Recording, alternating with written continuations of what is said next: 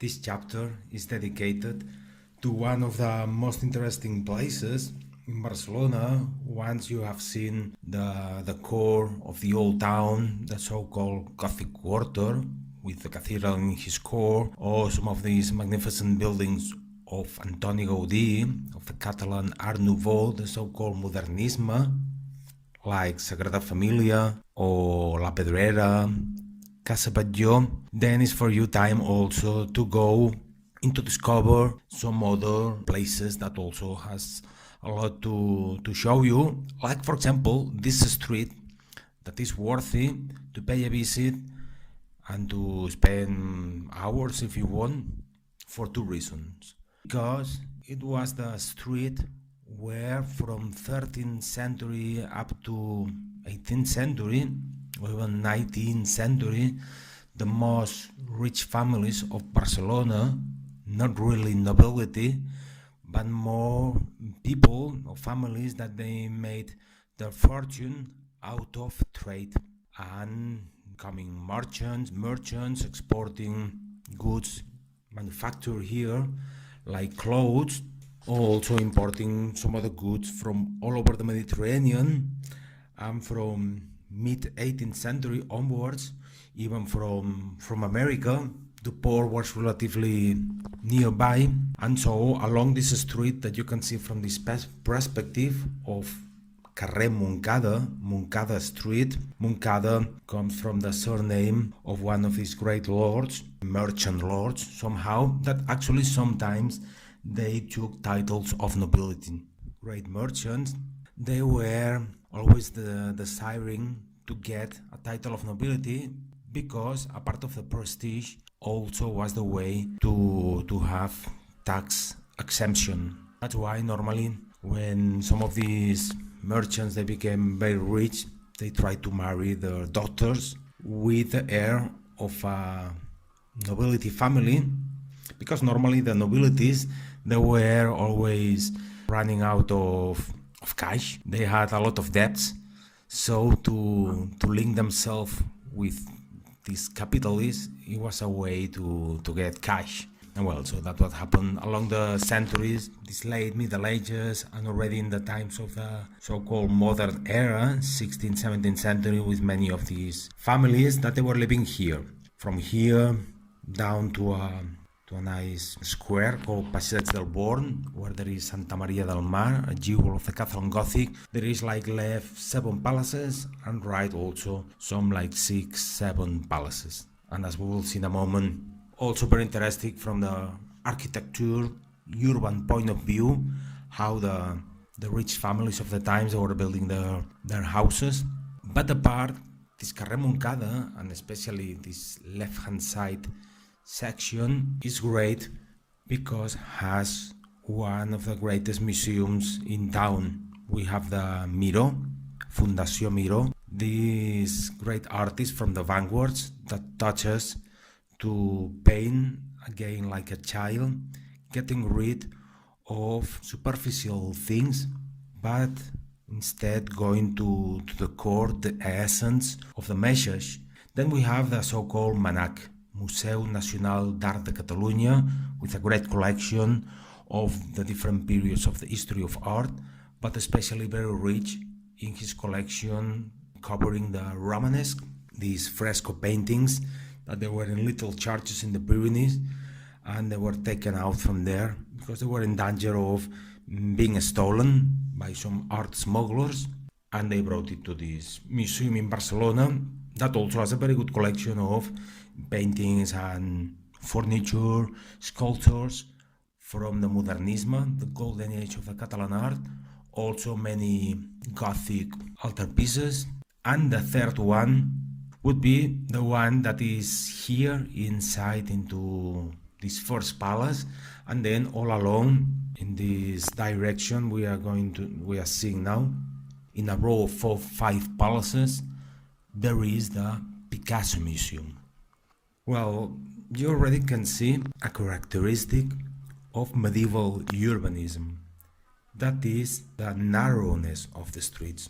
But not all the houses in these medieval times were built with such good, durable an expensive material, a sandstone from Barcelona that was taken from a very close hill in the city of Barcelona, but walking like 40 minutes or with a car a bit closer. Most of the buildings of the times, this 14th, 15th century, when Catalonia was part of a confederation, kind of Mediterranean empire known as the Catalan-Aragonese Confederation or Crown of Aragon, that by 15th century already had lost his preeminence and his power in the Mediterranean, but especially by the 14th century was at the height of his power, and Barcelona was the unofficial capital.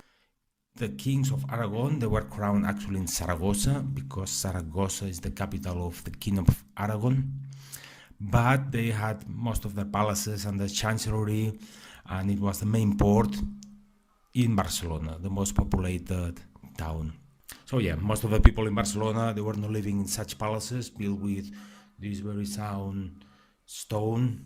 They were building them with more humble materials like wood, some kind of adobe, and ground floor for the workshop, and then probably just a first floor where it was living the family of this handmaker and the pupil, the wife. Yes, sandstone from Barcelona, from sedimentary origin.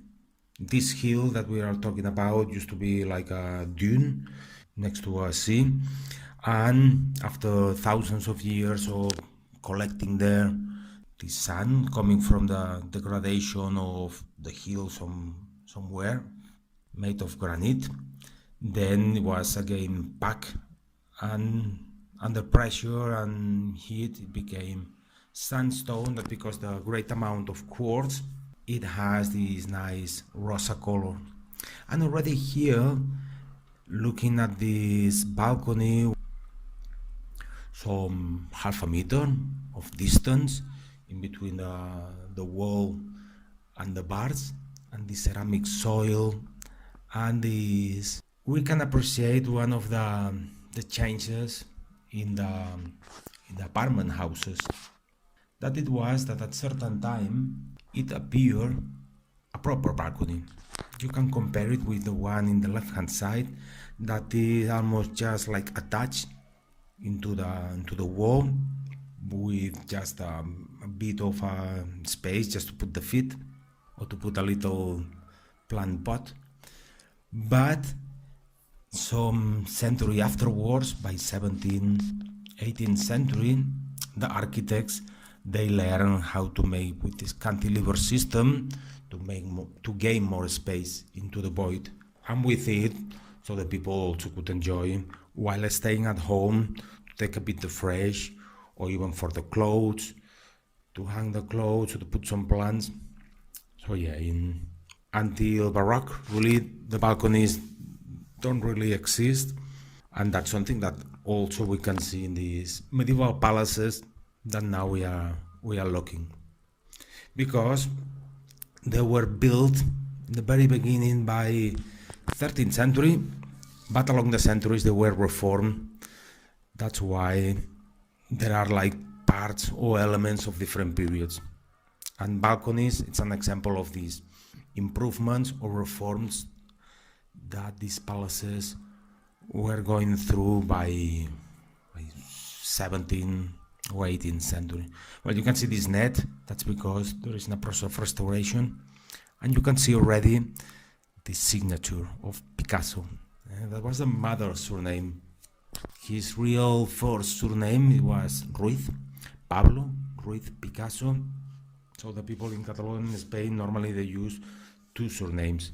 So they are called whatever, Miquel, for example, and then normally the father. Nowadays it's different. The parents can choose if the mothers or the fathers go first. But in the old times, always the father's surname was first. So after name, Miquel was the first surname, Diez, let's say, no? And then was coming the second surname, let's say, for example, Besora. So everybody has a name and two surnames. And that was the case of Picasso also, that was called Pablo, and then Ruiz Picasso, father and mother surname.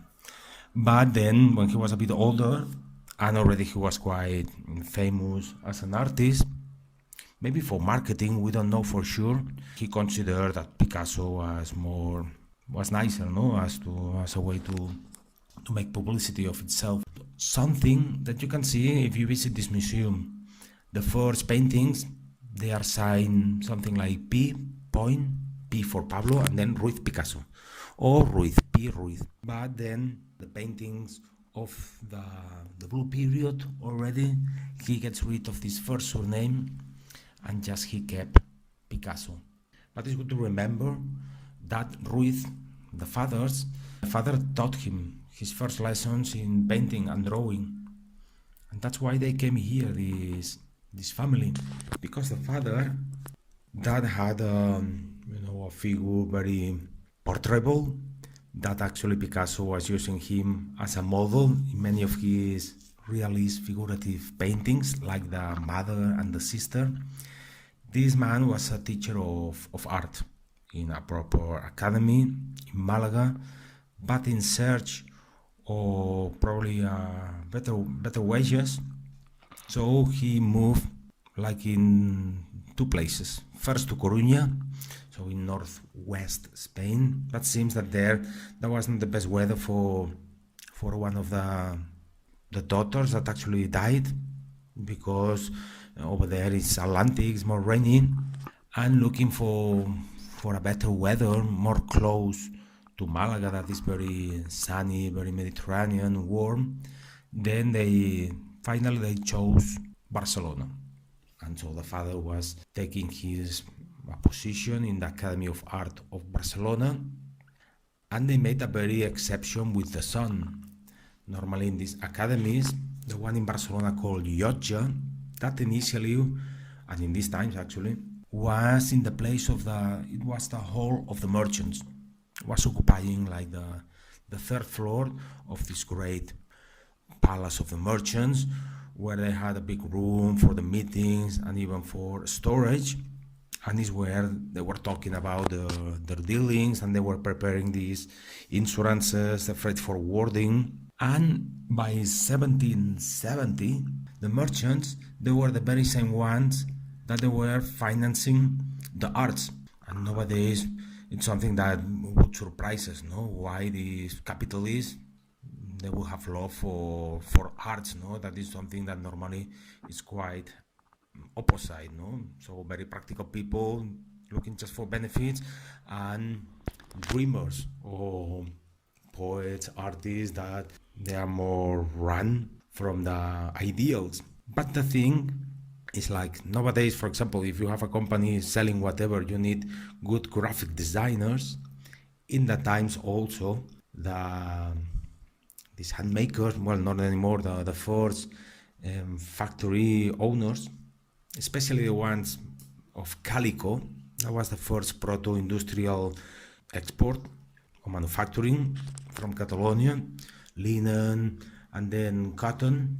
They need good designs to sell these handkerchiefs and to sell these nice pieces of fabric, and that's why they need good artists. And that's why somehow they were financing this school of art that has the name of the whole building, called Loggia. That means, like in Italy, loggia, loggia, a hall in English, or loggia. Well, so this institution of art, they made a very good exception with Picasso, because normally you had to be 18 years old to enroll into the school of art, but he was just like 13, and the father said to his colleagues, no, the other teacher, look, let him do the examination, the enrolling examination or pre-enrolling, because you will see that he's very very good, no, in drawing. And actually they were absolutely astonished, and they allowed him to enter. So always Picasso was like the very young one, but he was like very very keen, no, to learn from more mature friends that always he had like 3-4 years. So when you are 40, it doesn't matter really if you have a friend 43, but when you are 13, a boy that is 16 is like a big difference. And so always Picasso was going with friends that they were slightly older. Well, by 63, it was a man called Sabartes that had been his secretary. So yeah, this secretary of Picasso, Jaume Sabartes, he said, look, during all these years, I have been working with Picasso, working for Picasso. I have good collection, not only of some paintings, but also engravings. And as I don't have sons, so I wish to give this to my hometown, to my beloved hometown and country. Here we are seeing one of these typical palaces that they are to be seen in some towns in Catalonia, especially here in Barcelona, the capital, that they follow the model of the Roman house, a domus, that is built, structurally organized with 4 wings. And then in Middle Ages, they used to have this side staircase supported by this half arch. As you can see, the big entrance you have seen for the horses, with the car, with all these barrels. To enter, normally in the middle was a fountain, a well. That was one of these privileges that these rich people they could perforate for themselves and to have their private source of water. That was a privilege that had to be given by the kings. And then in the first floor, the so-called noble plan, it was quite common to have these kind of half cloisters. You know, the cloisters, there are 4 wings, and they are with these arches, but in this case, it's only a half, with this very slender shaft made of the union of 4 cylinders. So they are like 3/4 of cylinder, and making a difference of stone with the rest. The rest is sandstone from Barcelona, and the one here in the middle, normally in Barcelona, it was tradition for churches or these civil buildings for the shafts to bring stone from Girona, called nummulitic. Nummulus is one of these little animals, and they were living in the sea of the Tertiary age, the Pleistocene, that when the sea disappeared, they were solidified and then make this type of limestone, because really the shells of these little animals, that they are like millions in a square meter, or thousands of them, they are made of calc. And then normally you have a second and even a third floor. A lot of space in the ground floor to have a stable, to keep all these buckets, parcels, barrels, have a stable, and even silos.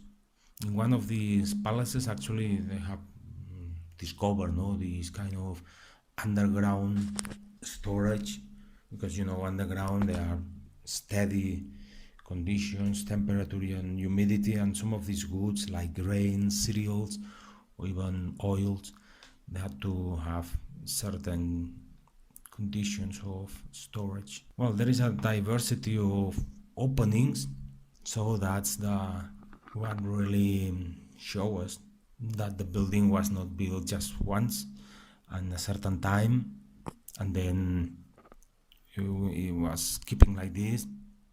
It was reformed, and they were adding things and reforming things along many centuries. For example, the small window, rectangular in front of us, that has a late Gothic or Renaissance profile, when they were doing not anymore pointed arch windows or 3-lobed, but already rectangular and with some kind of upper frame. But then the one in the left, it has a different look. That was probably a bit earlier. Is this Flemish Gothic with curves that they go inwards and then they go outwards, so-called mixed lineos. But then you can see above this more open, simple, round arch that probably is from more even earlier. So we have Gothic, late Gothic.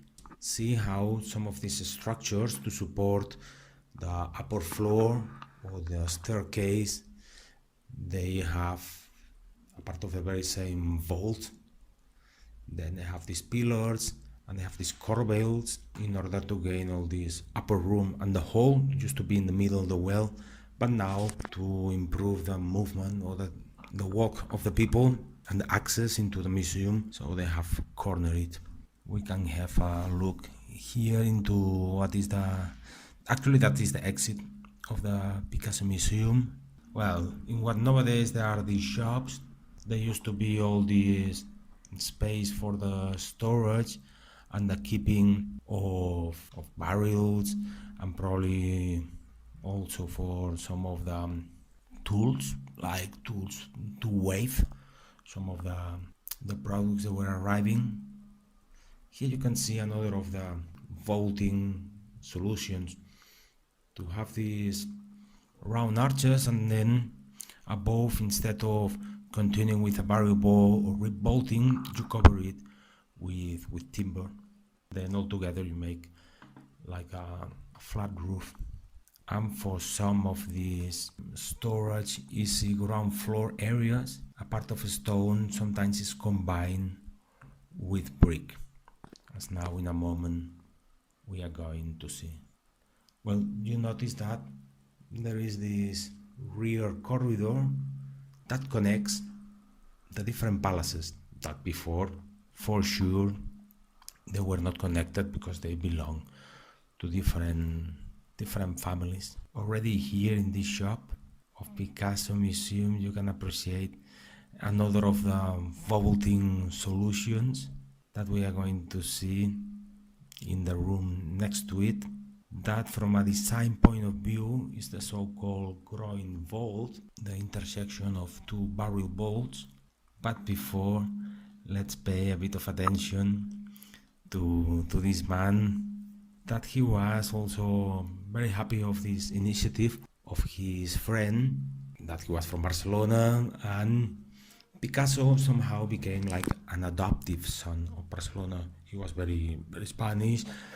From Malaga he was born, but his very key years for his formation as a person and as an artist, despite later it was absolutely essential that he was in Paris and he met Rousseau, Le Douanier, for example, or that he met Guillermo Apollinaire, Gertrude Stein, and for example Kahnweiler, his merchant, or he met Matisse, Braque, and so many.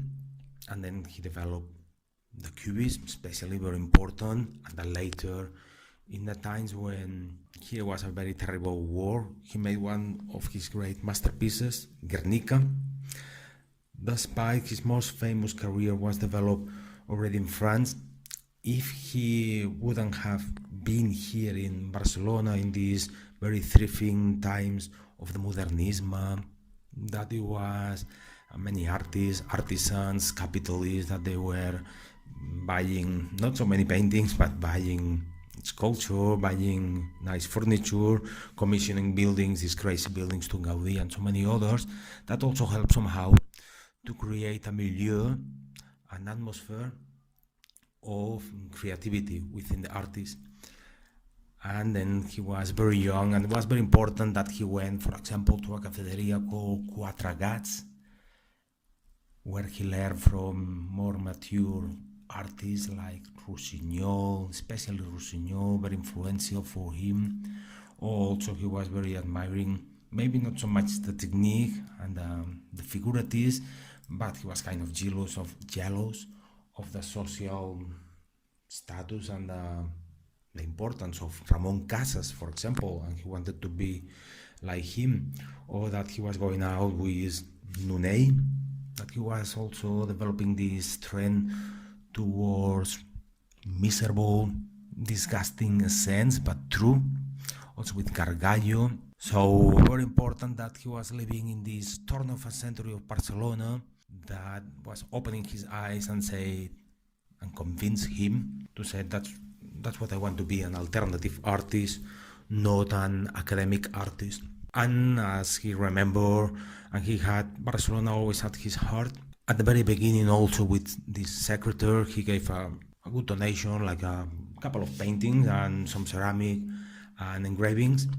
Together with the wife, also gave some good collection of ceramic.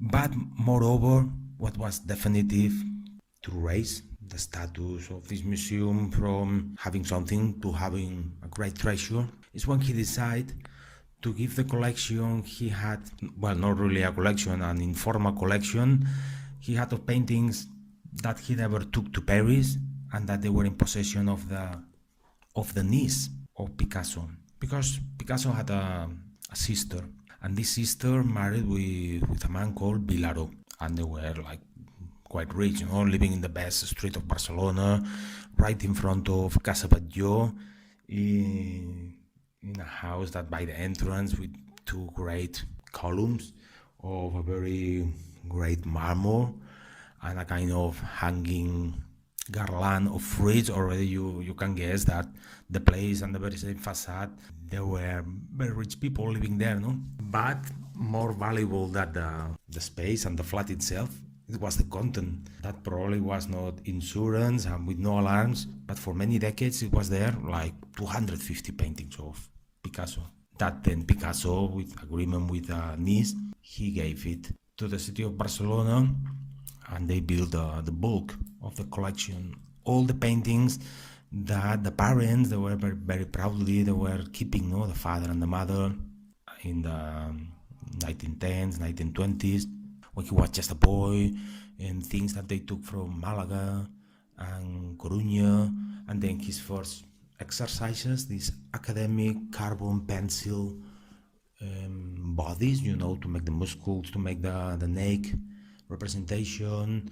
And then when he was going out with his friends or going to some other places in Catalonia like Horta Sant Joan, and later very influential also for the making of the Demoiselles d'Avignon, Gossul, where he started to be more radical with the Cézanne learning and reducing the things to the geometric forms.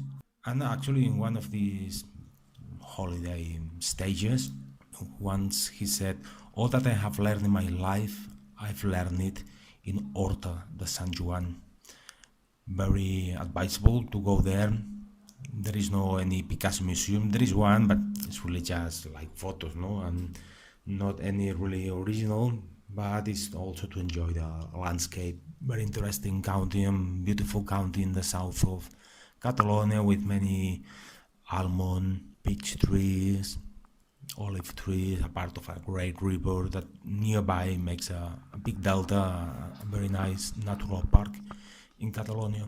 And then also this museum has some paintings of the blue period, a part of this kind of modernisme, dark modernisme, with this kind of curved arabesque line.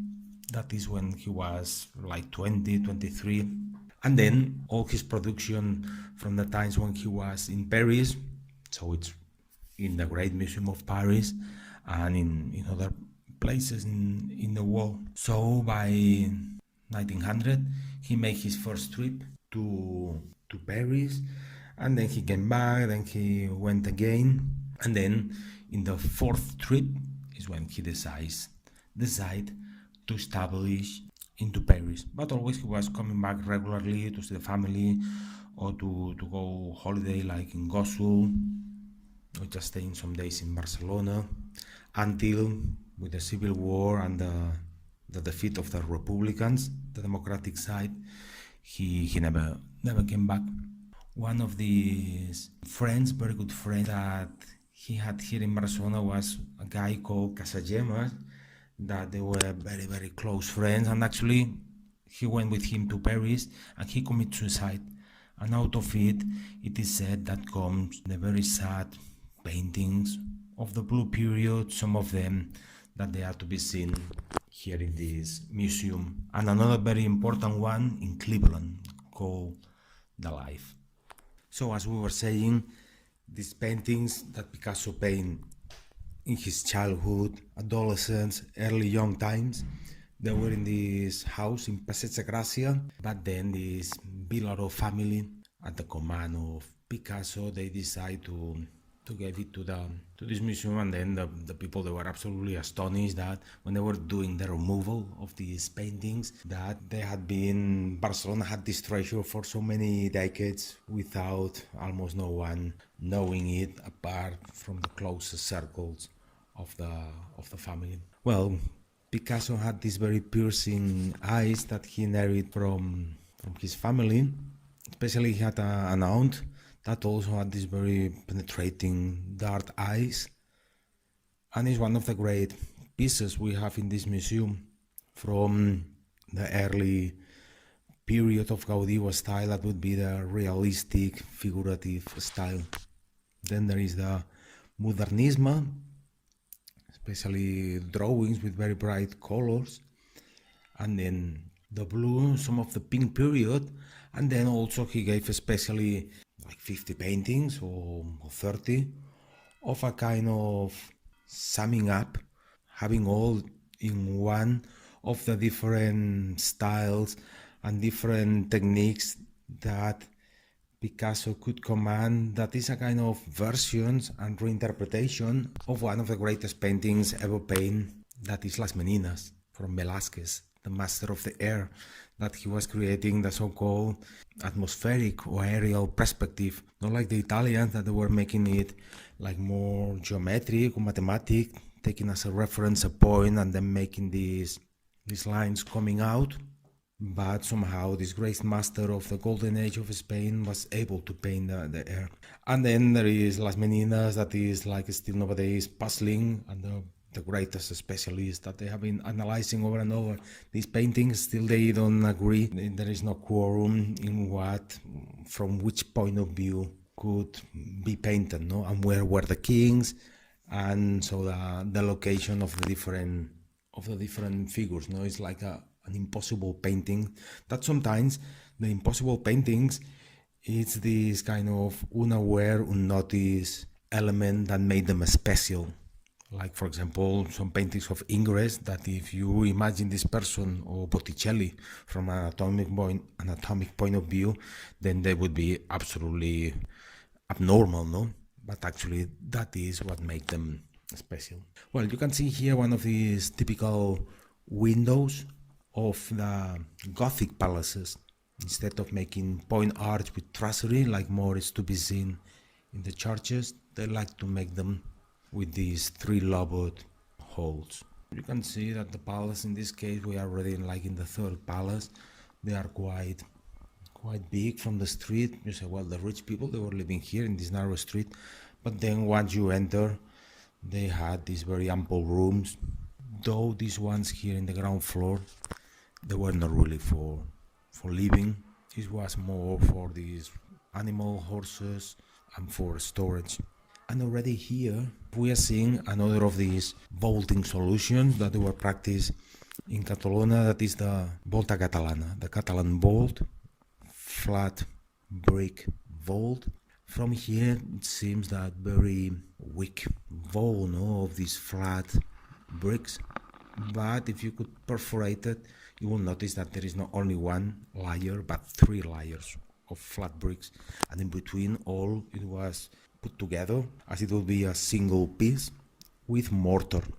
So it acts like nowadays a kind of reinforced concrete, and it was a way to make them fireproof, so no timber, and quite cheap. And then obviously the unload is carried through well-built pillars with stone, always this homogeneous color. And again, as we saw in some other windows in the first palace, see the difference in between the surrounding kind of gray, rosa, orange color of sandstone, but then the shafts, this very slim cylinder, is white from this nummulitic stone normally brought from Girona. And you can see this palace doesn't look that that great like the first one. That's because along the centuries, these palaces, and especially 19th, 20th century, that progressively rich people didn't want to live here anymore in the old town. They were going to other areas in the old town and later into the new town, where Passeig de Gràcia, these wider streets of the new town, they were much nicer, more beautiful, with trees. And progressively, these ex-palaces, they were turning into storage places, into workshops. They were filling windows, they were blinding windows. So by 1960s, when not this one, but the palace from where we entered, that was the beginning of the Picasso Museum, the authorities, they said, well, what do you think about this palace? It had to be deeply restored because there were many of these nice windows and the spaces that they were not to be seen, because along the centuries they had been blinding and covering places. And in some cases, so the restoration, it was not that easy. That's why here looks like different with this whitewashed area. Well, now again we connect into another of the palaces. That would be like the fourth. And well, so that is in the Board neighborhood that these great merchants, they were having here the palaces and depots, because all over that was the neighborhood of the craftsmen called Born. So still, if you walk around this nice street and the Picasso Museum, you can see the street of the shoemakers, the street of the mirror makers, the hat makers, the silver makers, argentes. So a society of these so-called productive classes, different from the Gothic quarter, where they were living the rulers, bishop, counts, the mayor of the time, the politicians, the representatives in the council, in the Catalan government, La Generalitat. In this other quarter called Born, there was these productive classes, the handmakers, and then the ones who were exporting, importing, making benefits out of the commercialization of the goods manufactured here or finished, because many goods came from the rest of Catalonia or even farther from Aragon or Castilla or Valencia, and then also from imported goods. That along the 13th, 14th century, new markets were gained, and these palaces, so they were making the reforms along the 16th, 17th century, already time when Barcelona had lost his great importance as one of the most dynamic port places in Barcelona. And we'll finish this chapter having a look to this palace, Palau Dalmases. See above these gargoyles looking each other. So like this, it creates this rhythm, and in this case, how the architect was combining this different way to put the balconies, or no balconies, first floor along all the windows, while in the second, singular, and in the third, no balcony at all, no iron balcony, and all together very well protected with a quite prominent cornice just above the gargoyles. So always in full transformation, the use from depots, palaces, and despite many buildings have from different periods, it's also a constant in the Catalan architecture until recently, especially in the farms, to have this very sound, round arched opening with these conic ashlars. It was a beloved element in the Catalan architecture to give somehow visual soundness into the whole building. Well, some of these palaces, they have a more rosa color when the stone is clean, and some other after centuries of not cleaning it, so they have a darker color. So yeah, the Carrer Moncada Street, very advisable if you are going to see the Picasso Museum, also to pay attention to this great architecture, civil palace architecture, as well as the very nearby church of Santa Maria del Mar.